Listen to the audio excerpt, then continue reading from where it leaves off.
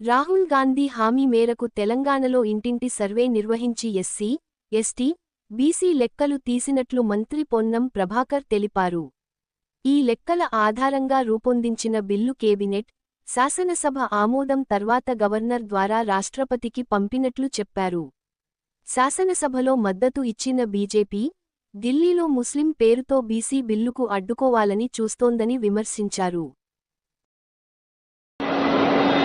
దేశంలోనే తెలంగాణ రోల్ మోడల్గా రాహుల్ గాంధీ గారి వాగ్దానం మేరకు తెలంగాణ వ్యాప్తంగా ఇంటింటి సర్వే జరిపి ఎస్సీలెంతో, ఎస్టీలెంతో, బీసీలెంతో అన్ని రకాల లెక్కలు తీసి సబ్ కమిటీ ద్వారా, కేబినెట్ ద్వారా, శాసనసభ ఆమోదం ద్వారా బిల్లులు చేసి గవర్నర్ గారి ద్వారా ఢిల్లీ రాష్ట్రపతి గారికి పంపడం జరిగింది.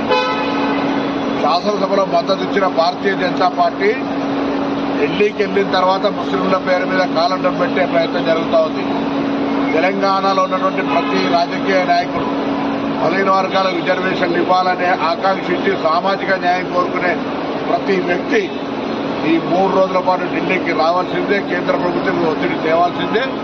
అందరికీ విజ్ఞప్తి చేస్తున్నా, తెలంగాణ రాష్ట్ర బీసీ శాఖ మంత్రిగా కాంగ్రెస్ పార్టీకి సంబంధించిన, మిగతా రాజకీయ పార్టీలకు సంబంధించిన రిజర్వేషన్లు కావాలి, ప్రజాస్వామిక ఆకాంక్ష అనే అందరూ కూడా ఈ కార్యక్రమంలో రావాలి. ముఖ్యంగా కాంగ్రెస్ శ్రేణులందరూ కూడా పిసిసి అధ్యక్షుడి, ముఖ్యమంత్రి గారి ఆలోచన మేరకు, ఏఐసిసి సూచన మేరకు ఢిల్లీలో జరుగుతున్నటువంటి 5, 6, 7 కార్యక్రమాల్లో బాధ్యతగా ఎవరు పిలిచినారు, ఎవరు చెప్పినారు అనేటువంటి ఎటువంటి ఆలోచన లేకుండా వచ్చి కేంద్ర ప్రభుత్వం ఒత్తిడి తెచ్చే కార్యక్రమంలో భాగస్వాములు కావాలని కోరుతా ఉన్నాం.